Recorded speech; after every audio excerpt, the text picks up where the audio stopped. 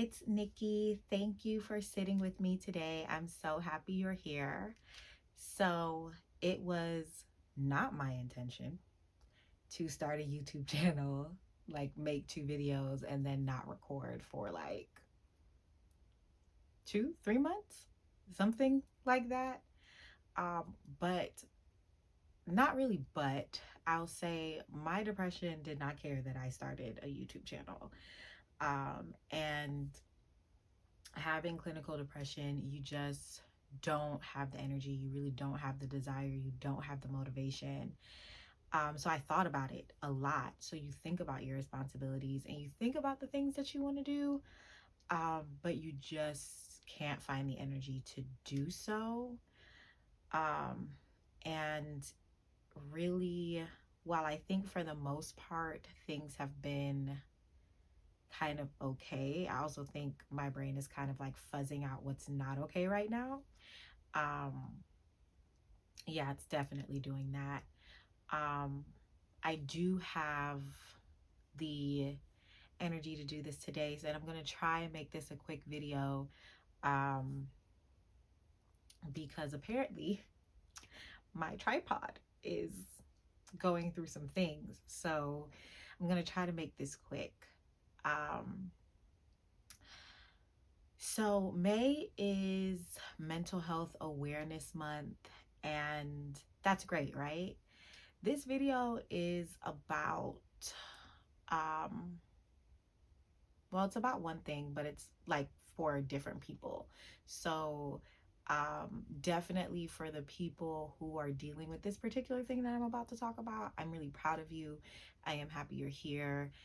You're doing the best I can, and I know that. So I just want to state that right now.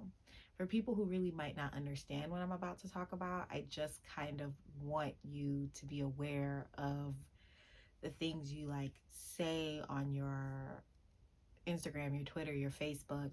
Like, people who are dealing with this, they see those things and it doesn't make us want to talk about them. It doesn't make us want to say, hey, this is what I'm dealing with, because we know. So basically what I'm talking about is, depression obviously is very sad, right? And we know this. We say things like, let me know if you need anything, check on your strong friends, check on your happy friends, your funny friends. Tell the people you know that you love them.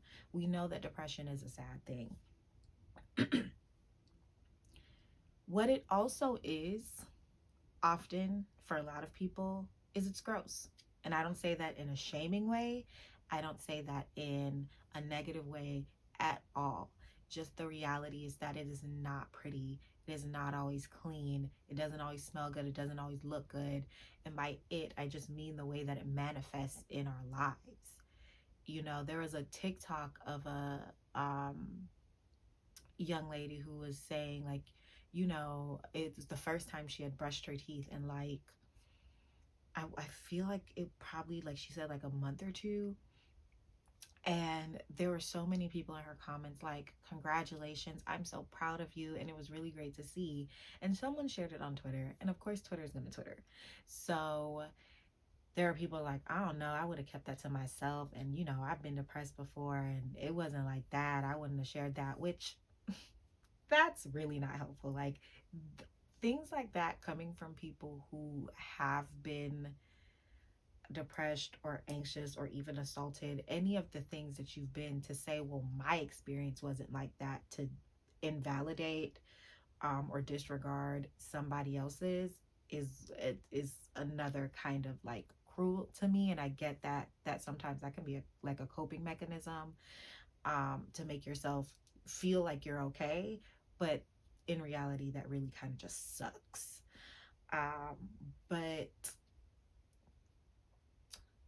yeah, depression can be not clean.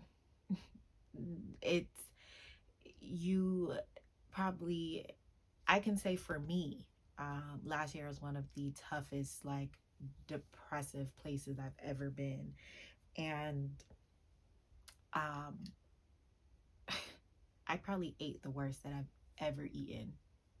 and like since college. Um, Room a mess. And thankfully I live at home. I live at home and I have a mom who was here and loved me enough to say, when was the last time you showered? And did you eat? And like open your door and open a window and let some fresh air in. Literally to get out of bed feels like it requires all of the energy you've ever had in your whole entire life. And truthfully, I don't even know if that's a good explanation. There were days where I was in my bed and it's like you like sit up, or you even think about sitting up, and you just don't move. The only moving I might have did was rolling from one side to the other. It's it's not pretty. It's like it's definitely more than being sad. And I ask people whether your depression looks like that or not, whether you don't deal with it or not. If you can't find a way to be helpful, or if you don't even know what to do, you don't have to say something negative. You don't have to say, oh, that's gross. Like sometimes you can see something that's gross, you don't know what anyone's going through. You might not even know the person is depressed, but they're or even anxious, because having anxiety can keep you from cleaning and doing things. Their car might be a mess. Someone like opened my trunk recently and I was so embarrassed because while I've taken my car through a car wash, like cleaning like the crevices, like when you open the trunk, like that was full of pollen and leaves, and I was so embarrassed. And my car was pretty, decent. Um Last year, I mean, I didn't really go too many places, and um I had gotten into an accident earlier that year. So when I took my car to get fixed, it wasn't my fault. Um of course, when they give you your car back, it's clean, and it had really stayed clean for most of the year, thank God. But when my dog Jeannie passed away, it progressively got worse and worse and worse. And I tried to take some stuff out, but it was just a reminder, like, oh wow, like this is another thing that I haven't gotten to. And I was like embarrassed, but I had to remind myself, like, you're doing the best that you can, and this now. You can definitely take some time when you have the time and when you're up for it to clean your car and clean your trunk. um I know that at like some of the worst points last year, I had a friend who told me about, how they got into a routine, and really that was it. Like they started with something and they curated a routine, and really that can just be like one thing. And for me, I would say that it was either skincare or like a cup of tea. And it might sound like very trivial, like, oh, you started a skincare routine, but I looked like what I was going through. I looked like what I was going through. And I felt like it. I looked like it. And I had seen a dermatologist last year because I noticed that there were like spots on my face that looked like they were lightning. And apparently, like the dandruff, which is, you don't, this is a common thing for people. If you like have like really dry scalp, like the dandruff that falls and lands on your skin can lighten your skin. I forgot what the term for it is. I know for me, that a lot of that buildup was because I just wasn't washing my hair. And that takes a lot of energy for me as someone with really thick hair, and very 4C hair, and I'm very tender headed. It takes a lot of like, I have to build up a lot of grit to do my hair. So imagine like if I'm depressed, that's like the last thing I care about. So if you're like detangling with like leave-in conditioner or water and like putting it in a pineapple or some twist. Like, I'm proud of you. If you are just throwing some dry shampoo in there, I'm proud of you. I get it. If showering is hard for you, if you are just lying on the shower floor, if you are getting one of those big wet towels and just like wiping all the important parts, I'm really proud of you. And if you're not able to do any of those things, but like you're still managing to like open your eyes every day, I'm really proud of you. It's hard.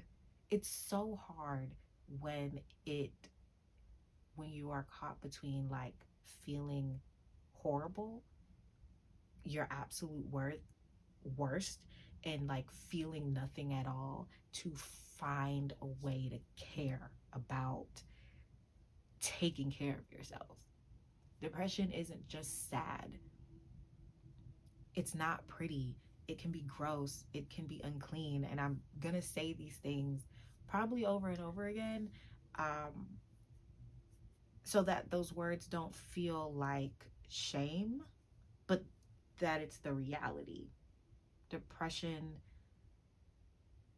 is gross sometimes. And we shouldn't be shaming people for that. People who are literally just using all of their energy to make it through the day, just to open their eyes and make it through the day. That's really hard. I don't know how else to break it to you, but I don't know how to explain it, really how to verbalize it. It's hard. It's very hard. Washing your hair, washing your behind, brushing your teeth, washing your face, letting fresh air into your house or your apartment or your room, um, taking care of your car, taking care of your pets. It's so hard. And I'm just here to say that if you found a small way to take care of those things, I'm really so happy for you, so proud of you. And if you're not able to, if you're not yet there yet, I'm still really proud of you. I am rooting for you, um, and I'm on your side. I don't.